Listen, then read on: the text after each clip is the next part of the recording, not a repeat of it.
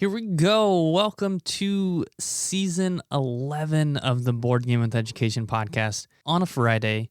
One thing we do every Friday is have our Instagram live chats. That's a chance where I get to hear from our community about the games that you guys are playing.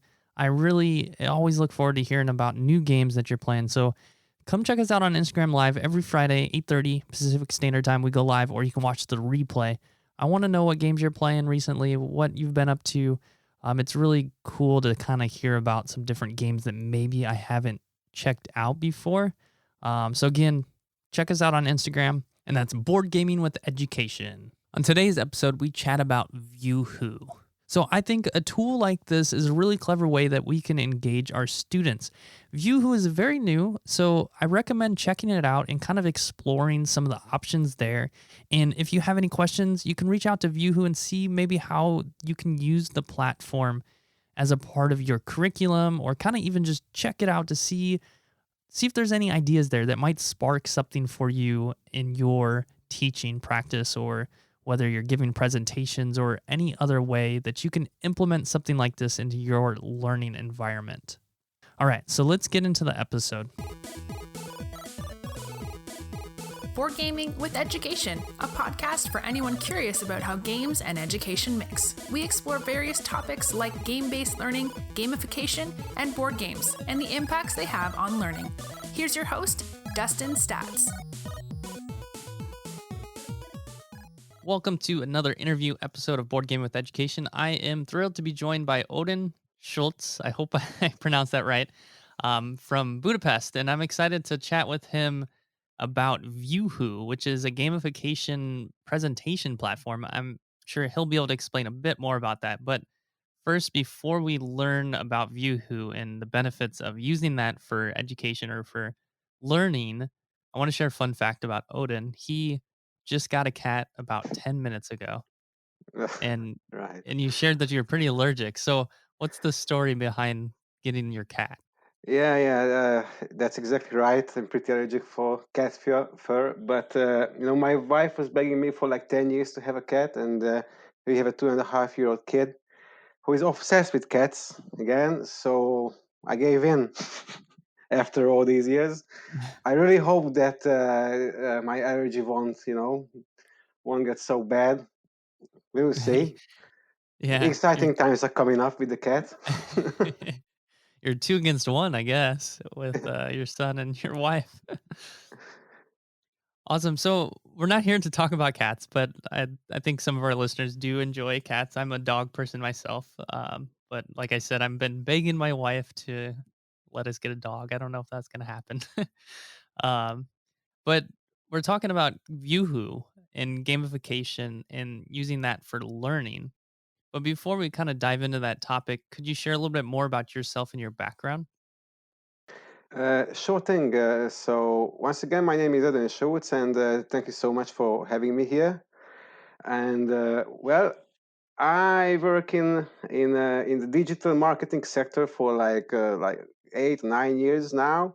And Viewhooo is a quite new project of mine. I work on Viewhooo as a project manager, and we just released Viewhooo like I don't know, a couple of months ago. And this is what basically I do all the time. So I work on new projects on the stages of software development and market launch. And we are at the market launch stage right now. So I think that's pretty much enough of my background in it.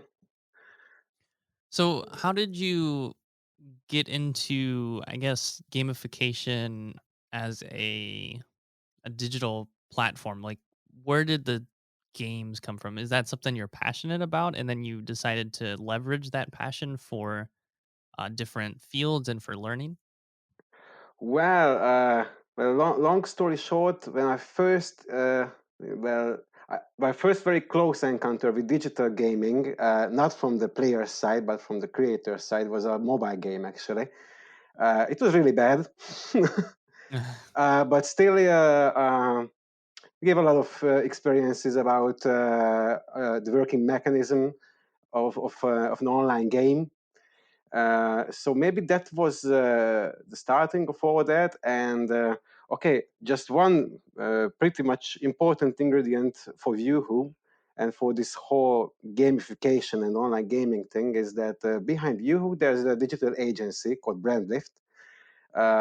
We do like what digital agencies do most of the times, like, online advertising, web development, web design, and so on. And there's a startup within this company, just a few people of us, and we create like new solutions. And one of these new solutions is Viewhooo. The idea was that maybe we can, create something that unifies slide-based presentations and platform games, so you can learn new information through gaming, through actually having fun. So this is the main connection. I mean, I used to play board games a lot, especially as an adult. Not right now, and not nowadays. I mean, because we have these little kids, so there's not too much time for that. Right. So yeah. But with this kind of connection with digital gaming started like that. Of course, I played a lot in primary school. I guess this is where my English language knowledge is coming from, like in 80%, like playing games in primary school and watching Cartoon Network.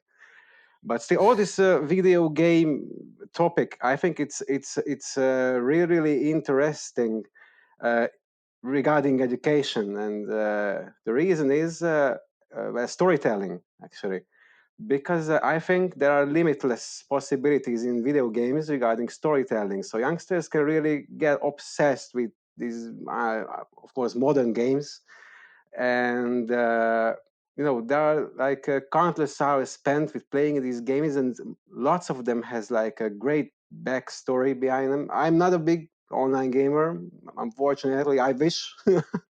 Maybe when I get old. Yeah. But still, for educational purposes, I think video gaming can be a really useful asset. Right. Yeah. And I'm kind of just browsing your Viewhooo and some of the presentations that some people have made. And it seems like there's a real opportunity to tap into narrative based learning with the platform. It seems like I haven't had a chance to build a presentation yet, and I'm excited to kind of check it out and dive into that deeper. But it seems like you could potentially build something like an escape room that's very narrative driven. And I think it says something about that on your site somewhere too. I thought I had said seen that. Yeah, it's really just up to what kind of maps or levels you're building with Viewhooo, because maybe that's an important part. So in Viewhooo we have a map editor as well, so you can not just play, but you can build maps too. And yeah, there are lots and lots of user-made content already. So we just launched Viewhooo that's like 4 months ago, I think, something like that. But still, we have lots of active users, especially from the education sector. Actually, just a few from business sector. Yeah, and they're creating awesome maps. So it was so good to see that the thing that we figured out is not just science fiction, but it's reality, and people are using it, and the people are using it the way we imagined it. So yeah, it's really good to see. And there are lots of really, like, I learned some new stuff from user-made Viewhooo levels already. So it seems to work out, even in this like kind of beta phase. So really good. Yeah, I mean, I see there's like a lot of different user created ones on here. I saw one for Salvador Dali, which I'm sure if I played that, I would learn something. So could you share with us what exactly is Viewhooo for anyone that maybe has no idea what this platform is, maybe not familiar with gamification? So yeah, as said, it's a very, very new online software, actually. So you can reach it online anytime. And we are combining presentations with platform games. So imagine, like, I don't know, slide-based presentations such as PowerPoint presentations made with Super Mario. Okay, this is just a very, very pretty much a simplification of the whole idea, but still. So the point is that you have a little character, and you have to move around on maps and solve some puzzles and riddles, so you can find information and some collected objects on the maps, and you will need these to finish the map itself, because when you reach objects like door, for example, it may ask you a question that relates to some information presented on the map before. So this is the main idea. The main idea is, I think it's quite simple, but the tool itself has really some depths, to say so. Actually, the map editor itself is very simple, so you can build up a map in no time. We have some predefined templates already. We're gonna have much more very soon. Of course, you can start from scratch when it comes to map building. And just to give you one very, very live example how people use this in education, we have a user who built various maps, actually, multiple maps right now. She's teaching arts for 7th and 8th graders. And she built a couple of maps just as a homework, kind of. So pupils had to go through the map and collect the information on the Viewhooo map. And after that, they had to submit the information collected on the Viewhooo map on another platform. That's Persons, pretty famous. So this is kind of unexpected that after a couple of months from only releasing the software, this kind of user engagement is coming up. And it really seems that not only teachers and pupils like it as well. The idea behind this whole concept, the gamified presentation concept, is that you can actually, that learning is more effective if you experience the learning material. It's more effective than if you just read it or just see it or maybe hear it.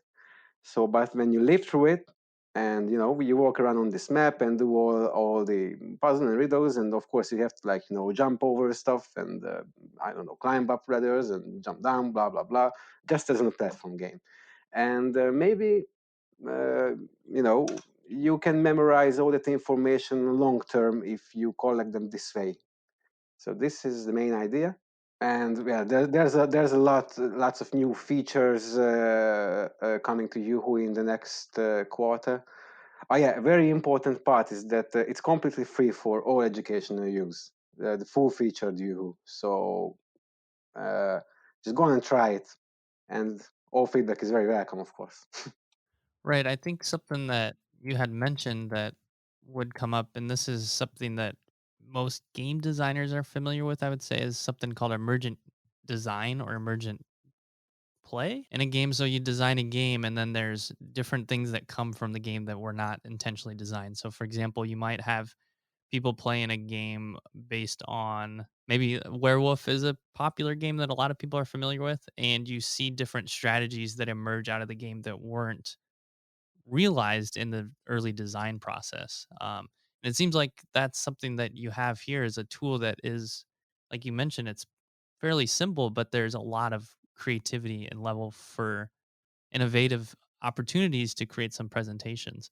I was trying to find a quote from Raph Koster too, and I might edit this quote in if I can't find it in the next 10 seconds. But essentially, it says that what you mentioned with reading or watching a movie, those things don't give you feedback. And what games do give you is feedback. You can get that from a game, and no other art form can provide that to you, provide feedback based on how you're interacting with the art.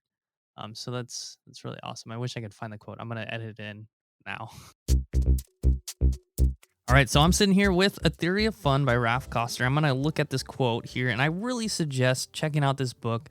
We'll have a list of resources on our website. If you go to boardgamewitheducation.com, you can click on the tab that says resources.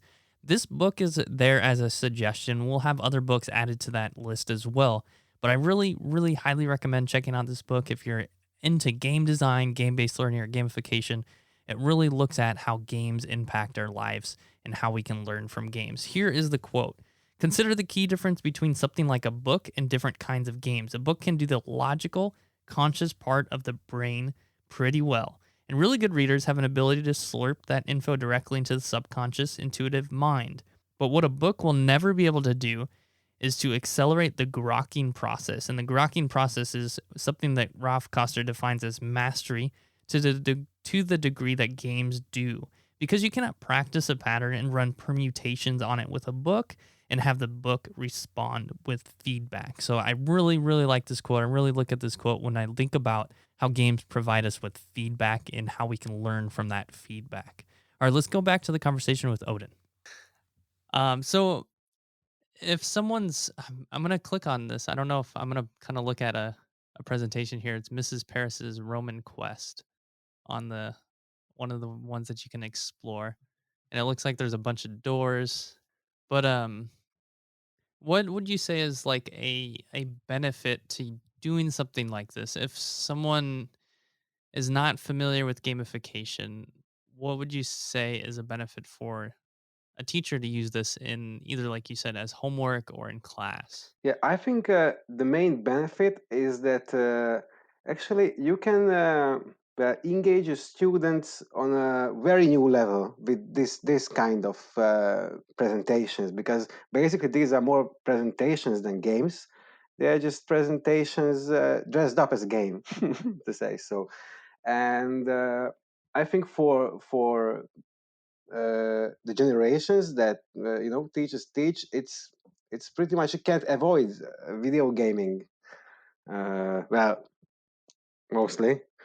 And teaching through gaming is, I think, that can become a really important segment of the educational sector in the near future, especially that, because of the COVID pandemic, we had to switch to home education and digital education.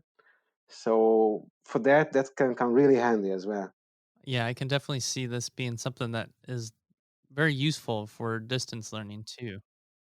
Yeah, and if you just say to a pupil that, okay, you have to go through textbook, I don't know, uh, 50 to 60, something like that, 9 pages, or if you say that, hey, I'm gonna send you over a link and you have to play through this map, and then I don't know, right down the riddle you find at the end. Just a very random example here, but I think this is more entertaining than I don't know, regular homework types.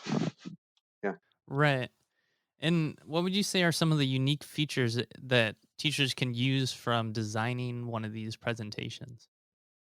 Well, the unique feature, I think, is like the map editor itself, because it gives you total creative freedom of how you like to pass the information to your audience. There are many more question types coming up, and many more like presentation tools coming up, but still I think this is already quite unique. So, before we head into our final segment, what would you say to a teacher that is on the fence about checking out Viewhooo?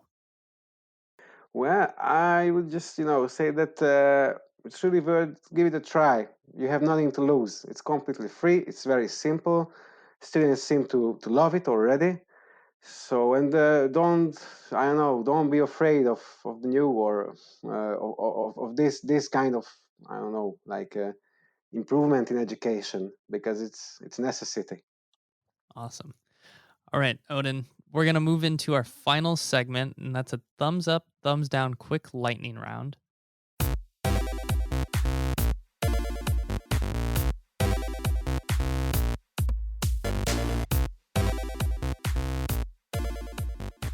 I'm going to give you 3 statements, and you'll give me a thumbs up and a brief reason why you like it, or a thumbs down and a brief reason why you don't like it. All right, there's no middle way, just up or down. You can do a sideways thumb. We've had All right. that happen a couple times. Okay. So the first one, because Viewhooo is a platformer style presentation, I'm gonna say Luigi is better than Mario. You know what? Just middle way, because I never really played a lot of Super Mario. Uh, can't answer the question because I'm not entitled to answer this question. It's like answering something you have no really idea about. So I'm sorry, man, but can't give you thumbs up or thumbs down either. That's okay. How about I don't know if you've played role-playing games, so maybe thumbs up, thumbs down role-playing Thumbs up, games, definitely. and why? It gives you a lot of creative power, actually, playing role-playing games, and it can be beneficial on various levels. I think so, not just in the game itself, but like hard to explain a bit, but like building up such a concept about yourself or about the world around you or anything in a role-playing game in a world that you figure out mostly, that needs a lot of creativity, and actually that can improve your creativity a lot, I think. Awesome. And the last one is going to be mobile video games. I would say thumbs up, but I'm not playing that much. So if you're gonna ask me about some new game, most likely I will just, stare at the monitor dumb because I have no idea about new games. But thumbs up for sure. Like we discussed in the beginning of this conversation, video games, even if they are mobile games or platform game, whatever, has really limitless possibilities, even in education, in storytelling. So thumbs up. Right. Yeah, for sure. I go through different phases in mobile games. If I find a good one, and I usually play it like to death for like Really? 3 weeks, and then I stop mobile games for a while, and then I go back to another one. There's one, Slay the Spire. I don't know if you're familiar Of with that, course but not. it's Yeah. okay. It's one that it's a it's like a deck builder game that's an RPG. So it's RPG style, but you're acquiring cards for a deck of cards, and you use your deck of cards to battle the creatures in the spire instead of the dungeon.